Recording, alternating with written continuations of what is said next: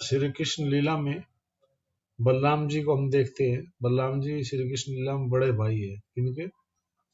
कृष्ण के। कितने बड़े हैं? 1 साल बड़े।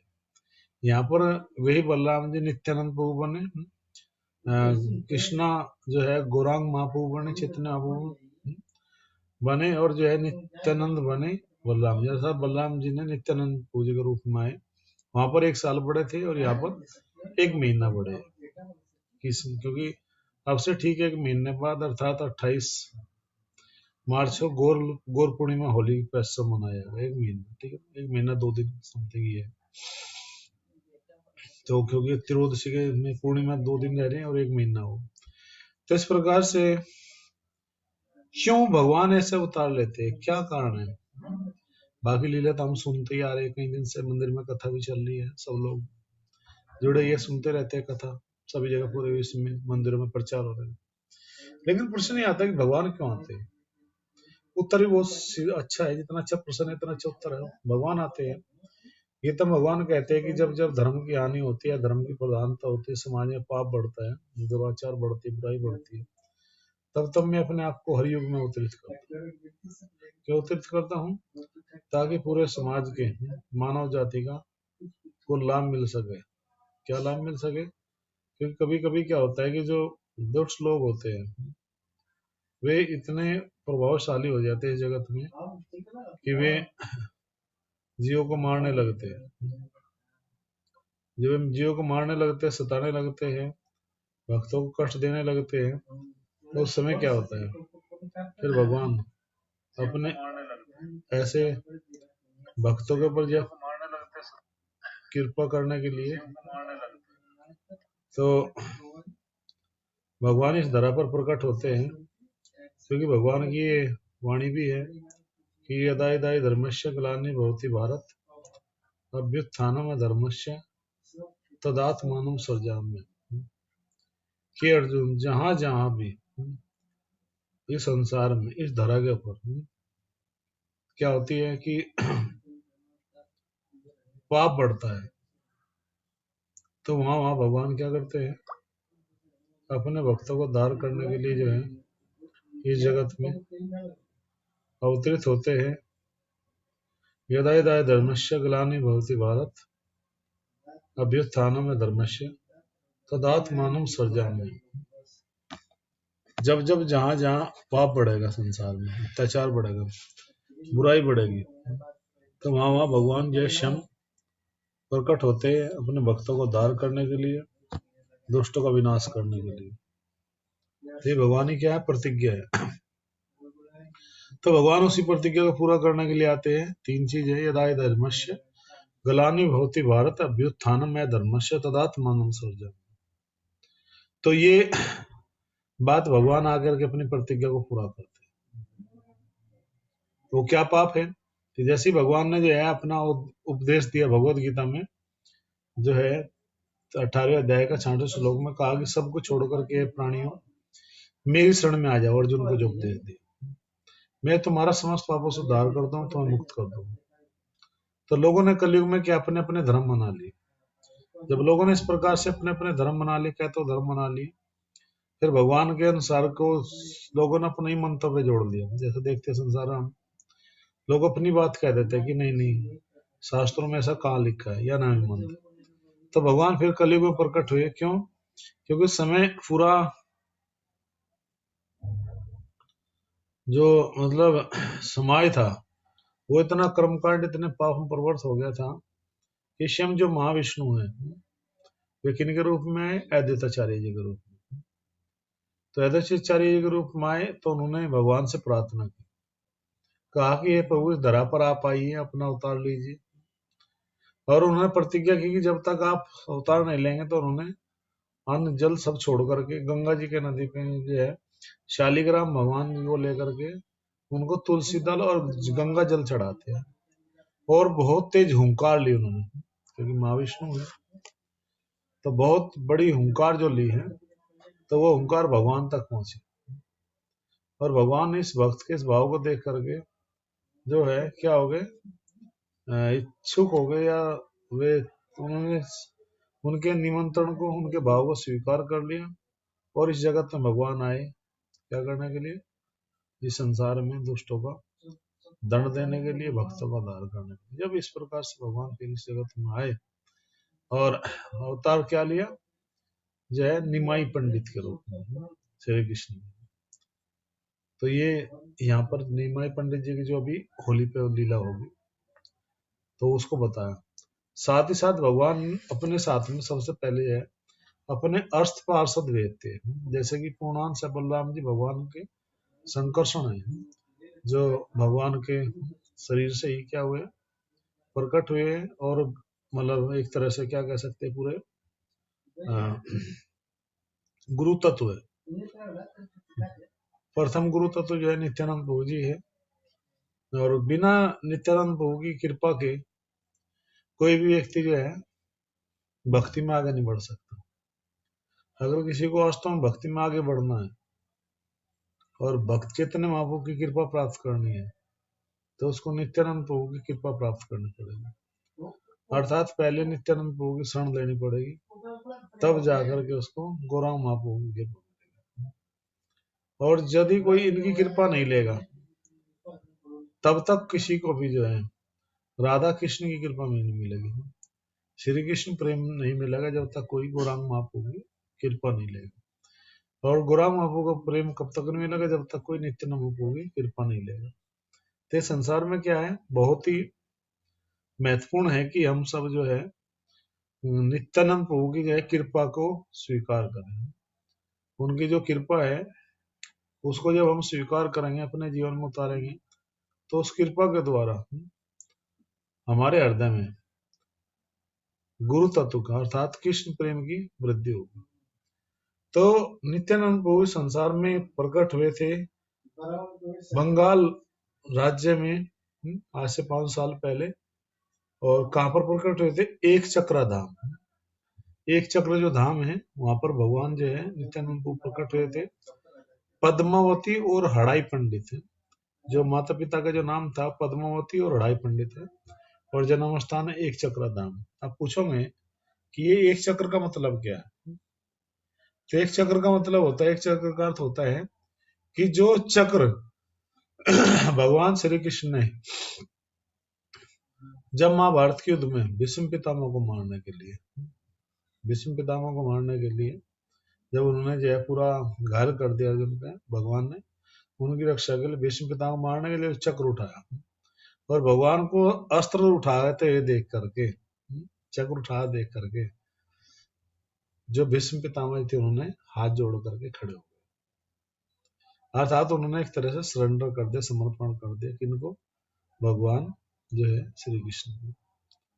अब आप कहोगे किस बात से क्या लेना किसी का, तो महाभारती घटना बिल्कुल। तो वो चक्र जो है उस समय भगवान ने उनके ऊपर न फेंक करके, किनके, भीष्म पितामह के, उस चक्र को फेंक दिया दूर, और वो जाकर के बंगाल में गिरा। जो बंगाल में इस प्रकार से गिरा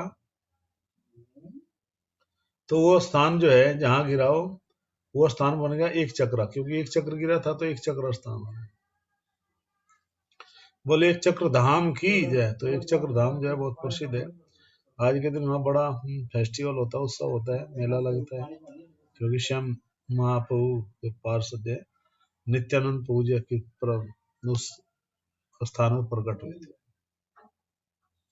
तो बचपन से ही जो नित्यानंद प्रभु है वो उनकी खेलों में बड़ी रुचि थी, और पूरी पूरी रात पूरे पूरे दिन बच्चों के साथ में खेलते रहते थे, और उनको सब जो लीलाएं है भगवान को सब याद थी, सब याद थी। जब वे पाठशाला में जाते थे पूरी पूरी रात खेलते रहते थे, तो घर वाले भी कहते थे कि ऐसा क्या है, ये बालक जो है खेलते रहता है, तो इस बालक के में क्या विचित्र लक्षण है कि खेलते रहता है।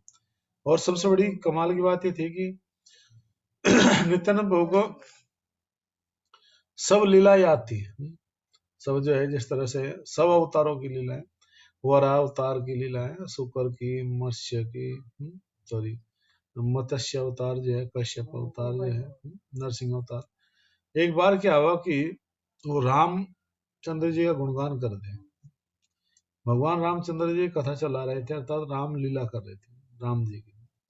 तो उसमें क्या हुआ था कि नित्यानंद प्रभु जो लक्ष्मण बने थे और अन्य भक्त जो है जो जो बालक थे वो सब के सब क्या बने थे, वो अलग अलग रोल निभा रहे थे। तो तभी क्या हुआ कि स्कूल का रेसिस का घंटी बज गया। वो सीन कहाँ छोड़ा था, सीन वहां पर छोड़ा था कि जब उनको मेघनाथ जो है क्या मार देता है, बाण मार देता है लक्ष्मण जी को। तो वो सीन जो छोड़ा और घंटी बजी तो सब बालक तो वापसी आ गए, लेकिन देखा कक्षा में जो है निताई नहीं आए, नित्यानंद नहीं आए। तो उनमें सब बच्चे आकर के बैठ गए। तो किसी बुजुर्ग ने पूछा, बड़े व्यक्ति ने पूछा कि वो व्यक्ति कहाँ, वो लड़का कहाँ है। नित्यानंद के बारे में पूछा कहाँ है, तो सबने कहा नहीं नहीं हम तो आ गए थे, हमें तो पता नहीं, हम तो सब लोग क्लास में आ गए जैसे घंटी बजी। तो उन्होंने कहा ठीक है। तो वो जो है उनको ढूंढने के लिए गए। तो जब गए देखा कि वहीं पर नित्यानंद प्रभु जो है लेटे हुए है, लेकिन मूर्छित है, मूर्छा में है, लेटे हुए। तो ये देख करके उन्होंने पूछा कि आप लोग क्या लीला खेल रहे थे, क्या लीला थी आप लोगों की, भाई आप लोग जो है इस तरह से, मतलब ये जो खेल खेल रहे थे आप लोग, क्या कारण था, क्या था। उन्होंने कहा कि रामलीला है। बोला कहाँ पर छोड़ी थी आपने। तो कहते कि वो बाण इस तरह से नए नाथ का इस तरह से अब युद्ध हो रहा था लक्ष्मण जी से। बोलो और बताओ। बोला कि वो जो है जब उनको जो है शक्तिपात किया गया और उनके ऊपर जो है अर्थात उनको जो है वो बाण लगा और वो मूर्छित हो गए। तो कहा ठीक है। तो उन भक्त ने कहा कि एक काम करो, जो है ये हनुमान कौन बना था। तो कहा कि जो हनुमान बना था वही जा करके अब क्या करेगा, वही बालक जा करके संजीवनी बूटी लाएगा। जो संजीवनी बूटी लाएगा तो उससे क्या होगा कि जो है नित्यानंद प्रभु के जो प्राण बच जाएंगे। अर्थात उनको संजीवन बूटी लाएगा, उनको दिया, घोट के पिलाया, तब जाकर के उनकी मूर्छा टूट गई। तो इस प्रकार से वे खेल हमेशा खेलते थे, इस तरह बहुत सारे खेल। तो एक बार उनके घर पर जो है एक ब्राह्मण आए, नित्यानंद प्रभु के जो पिताजी थे हड़ाई पंडित, उनके घर पर जो है एक ब्राह्मण आए। और जब ब्राह्मण आए तो उन्होंने उनका उन्होंने सत्कार किया, सातिथ्य दिया, उनको बिठाया और उनको जो है प्रार्थना की हम आपकी क्या सहायता कर सकते हैं। तो उन्होंने देखा कि भाई ये बालक है, ये नित्यानंद जो प्रभु ये बालक है, ये बड़ा ही अद्भुत बालक है। और उन्होंने उनकी सेवा की तो और भी ज्यादा प्रसन्न हो गए। जो संत आए थे घर पे और भी ज्यादा प्रसन्न हो गए। तो उन्होंने कहा कि बताइए क्या चाहिए तुम्हें। तो माँ बाप जो थे बेचारे जो है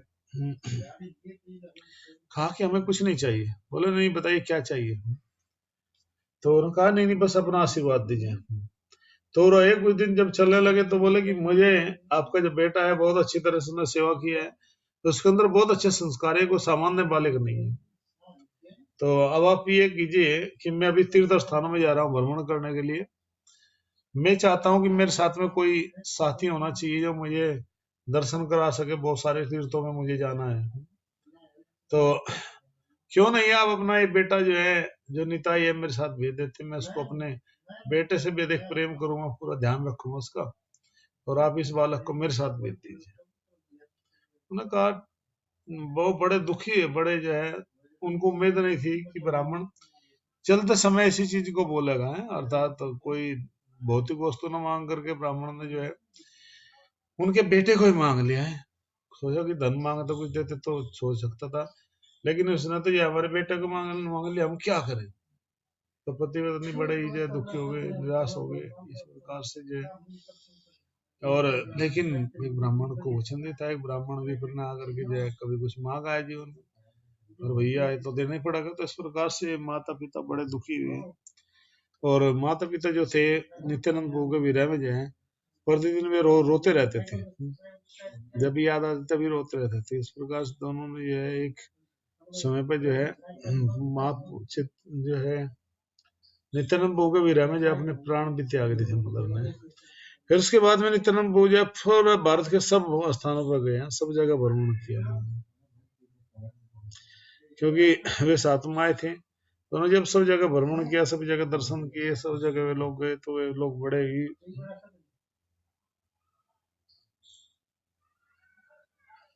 इस प्रकार से जो है ये भ्रमण किया, सब कुछ चलता रहा। और साथ ही साथ जो है नित्यानंद जो प्रभु थे, वो धीरे धीरे बड़े हो गए। तो वो जो संत महात्मा थे ना, भ्रमण करा के दर्शन करा करके जो है वो उनको आश्रम में छोड़ दिया। फिर नित्यानंद प्रभु को पता लगा कि जो है गौरांग महाप्रभु भी आए हैं। अर्थात जो है नित्यानंद प्रभु को जो हमेशा जिसके खोज में वे रहते थे, ढूंढते रहते थे कि कब मुझे प्रभु के दर्शन हो गए हैं, मुझे भेज दिया है, खुद नहीं आया भी आए हैं, वे कहाँ है। तो उनके विषय में जो है सुना तो उनका हृदय जो है एक तरह से प्रेम से आप्लावित हो गया है। प्रेम के द्वारा कहा कि हे गौरांग कोथाई कृष्ण, कृष्ण कहाँ हो। तो इस प्रकार से पहुंचे, कहा कि मुझे अपने जो मतलब किसी भक्त के यहाँ वे रुके थे, उसी भक्त के यहाँ पर जब महाप्रभु आए, पता लग गया था कि महाप्रभु रहते हैं। तो पहली बार वे लोग मिले थे, श्रीवास जी आंगन इस तरह से जब बताते भक्त लोग। तो पहली बार जब मिले तो पहली बार ही जो है बड़े प्रसन्न हुए, और जो भी उनके पास में जो सब सामान था उन्होंने बांट दिया। और फिर जो है जो जो सीता माता है उनके घर पे वो लोग आए। सीता माता जी ने जो है सबके लिए प्रसाद बनाया, और जो है नित्यानंद प्रभु के लिए और गौरांग महाप्रभु के लिए उन्होंने विशेष रूप से संदेश बनाए। संदेश का मतलब होता है कि जो मतलब मीठे जो संदेश होता है दूध का बनता है, वो बनाया और महाप्रभु को जो निमाई को खूब खिलाया। अगले दिन देखा कि उन्होंने जो है जो बहुत सुंदर पकवान बनाए थे, उनको भूख लगी थी नित्यानंद प्रभु को। तो उन्होंने वो कृष्ण बलराम जी को ना घर में बिगड़े थे, उनको जो है चढ़ाए, कृष्ण बलराम जी को भोग लगाया। तो नित्यानंद प्रभु ने अपने हाथ से उठा लिया और उठा के खा गई। तो माता ने कहा कि ये जो संदेश किसने लिया है, तो कोई नहीं बोला। तो नित्यानंद प्रभु की तरफ देखा, नित्यानंद प्रभु ने कहा कि हाँ मैंने लिया है। बोला कि क्यों? बोला क्यों क्या, आप जो है इतने भाव से पिला रहे हैं, हम मना कैसे कर सकते हैं। आप इतने भाव से हमें सब कुछ खिला रहे हैं, आप ऐसा क्यों कहते हो कि हमने लिया। अर्थात उनको बड़ा इंटीमेट प्रेम था। बताते हैं सीता माता और जो है नित्यानंद प्रभु को इतना प्रेम करती, इतना प्रेम करती थी कि उनको नित्यानंद प्रभु को देखते ही उनके स्तनों में जो है दूध आ जाता था। तो सीता महारानी ने कहा कि ठीक है, हम लोग जो है कुछ भगवान के लिए बनाते हैं।